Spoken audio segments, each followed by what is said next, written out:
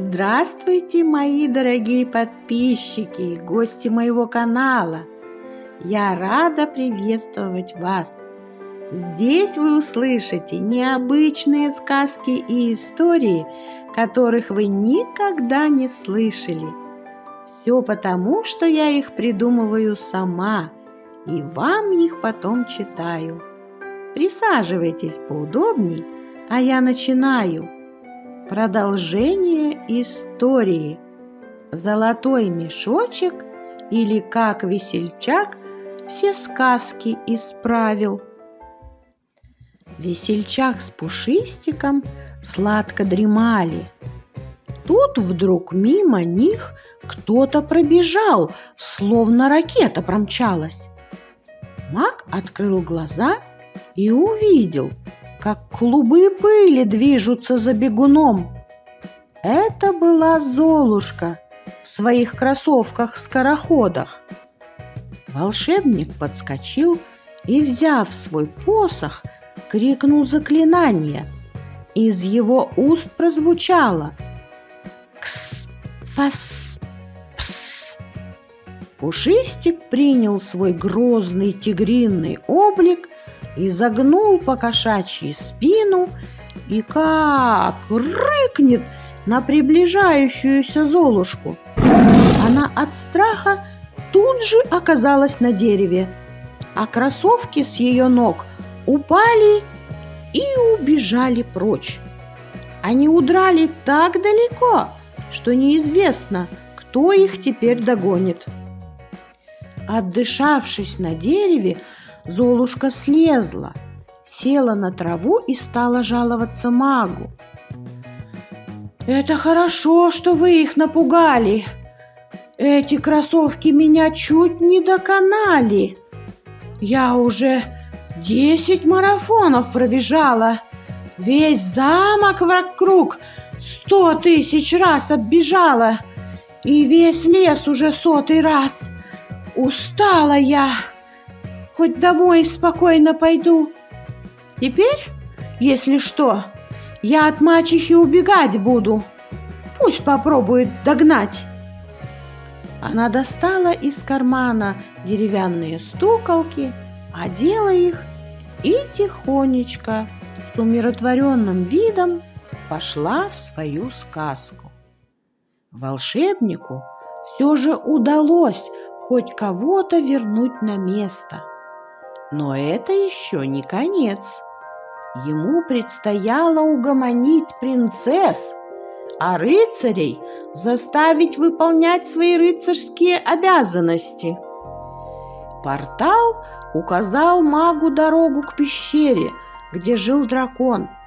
Вот уже несколько дней от него не было слышно ни слуху, ни духу. У принцесс в этой сказке был очень крутой нрав. Эти дамы драконов в узел завязывали. До того обнаглели, что заставляли их коров пасти. Одна из принцесс прискакала к пещере дракона и стала его выгонять из нее. «Убирайся из наших краев, и чтобы духу твоего я больше не видела. А если не уберешься, я тебе все твои бошки поотрубаю». Дракон забился в самый дальний закуток пещеры и от страха мямлил себе под нос: «Бошки она поотрубает, у меня всего одна. Убирайся, убирайся, вообще-то я здесь живу».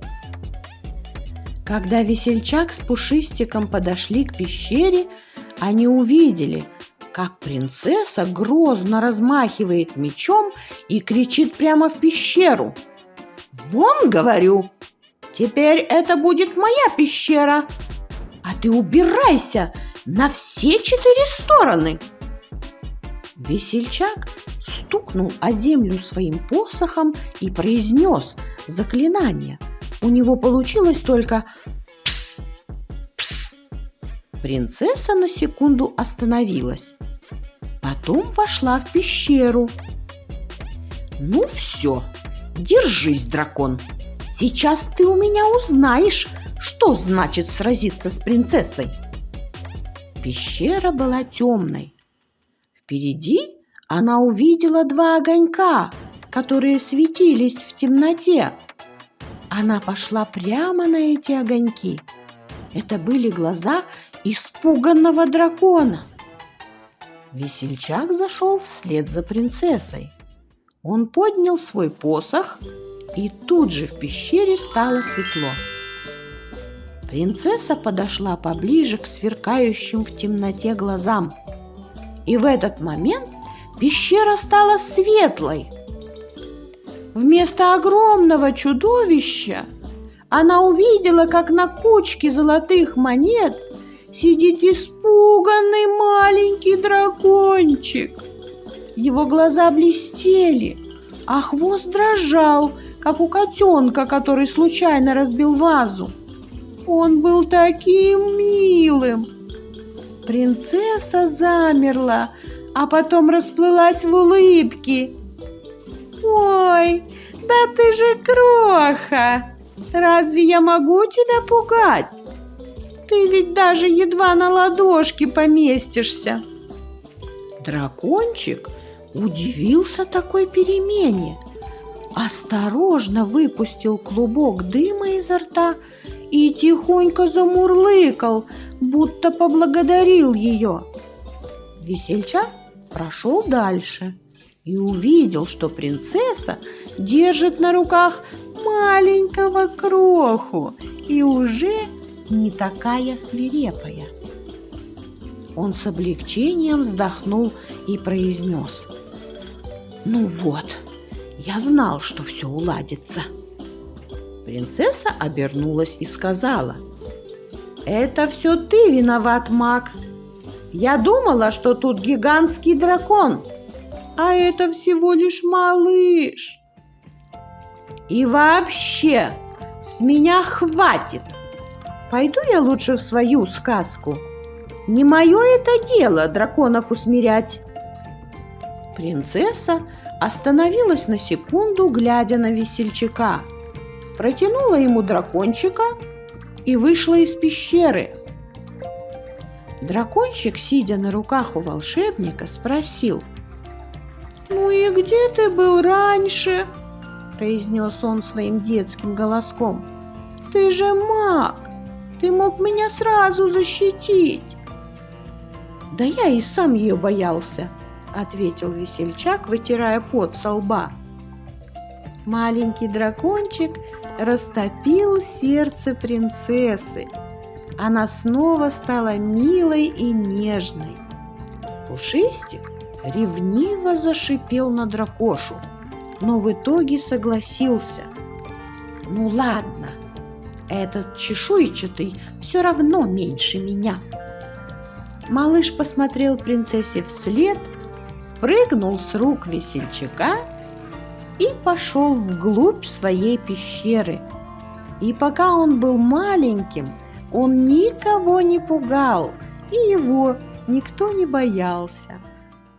Через портал королева прислала сообщение о том, что принцесса вернулась в свою сказку.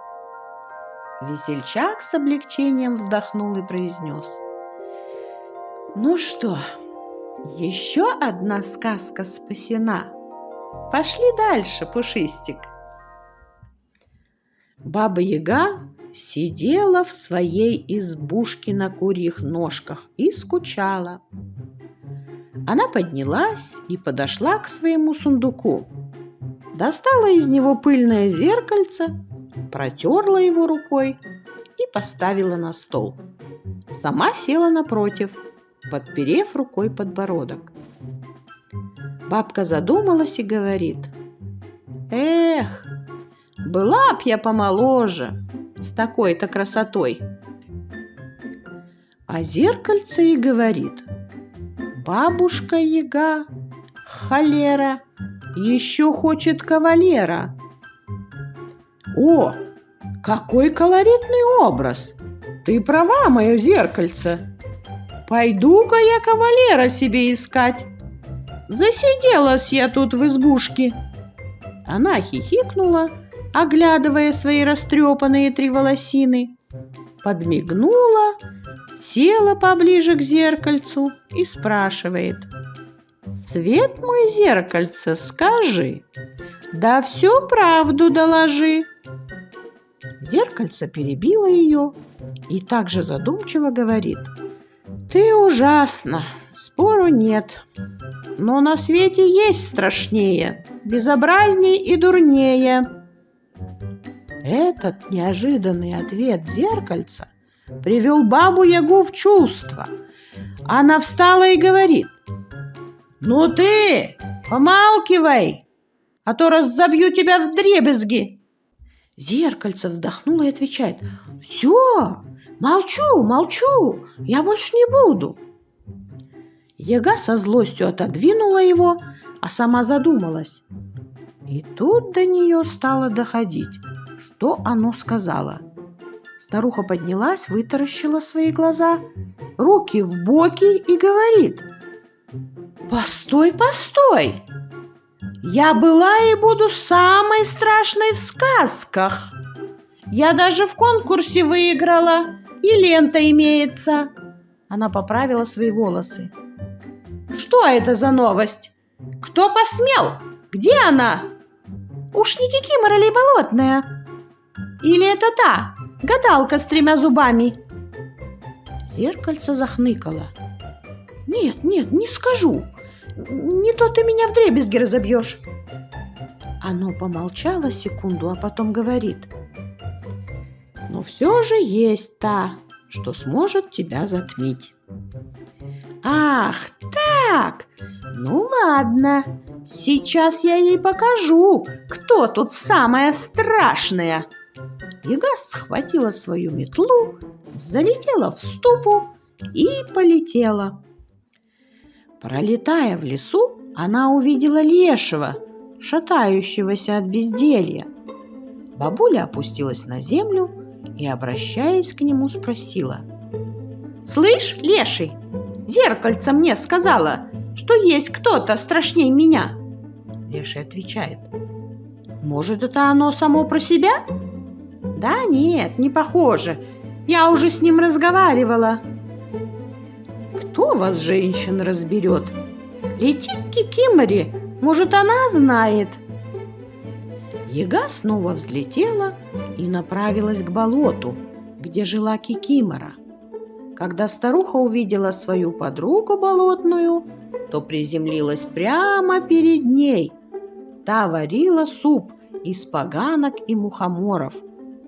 «Эй, болотная, это про кого это мне зеркальце сказала? Кто там страшнее меня?» — спросила Баба-Яга. Кикимора, не отрываясь от варки, произнесла: «Бабуля, я знала, что ты всегда была номер 1, но наша Василиса Прекрасная проникла через портал в другой мир и стала менять свою внешность. То нос ей не нравится, то губы у нее не такие. Меняла себя, меняла и превратилась в хрюндель-пая. Теперь она пострашнее тебя будет». Так это все у нее искусственное», — успокоилась Баба-Яга, пришпорила свою ступу и вернулась в свою избушку на курьих ножках. Она легла на кровать и взяла в руки газету «Сказочные новости» и стала читать. Она наткнулась на объявление: «Рыцарь, заточенный в башне, ждет принцессу. Он ждет спасения. Рыцарь хочет найти свою истинную любовь». Баба-Яга вскочила с кровати и говорит: «Да это же тот, кого я спасу! И плевать мне на этого хрюндель-пая! Это мой шанс! Кто еще ему нужен, как не я, такая красотка?» Она посмотрела на себя в зеркало и добавила: «Ну, на крайний случай сварю зелье красоты». Баба-яга села в свою ступу и полетела к башне. По пути она снова увидела Лешего. «Яга, ты куда это собралась, такая взъерошенная?» — крикнул ей Леший. «Кавалера спасать! Больно приспичило!» — крикнула она ему в ответ и полетела дальше. Леший засмеялся и говорит: «Да уж, кавалеру повезло». Рыцарь-кавалер сидел в высокой башне в своих доспехах и смотрел в окно. «Ну где же моя прекрасная принцесса? Почему она так долго?» Вдруг на горизонте он увидел Бабу-Ягу. Она летела в ступе, приближалась к башне.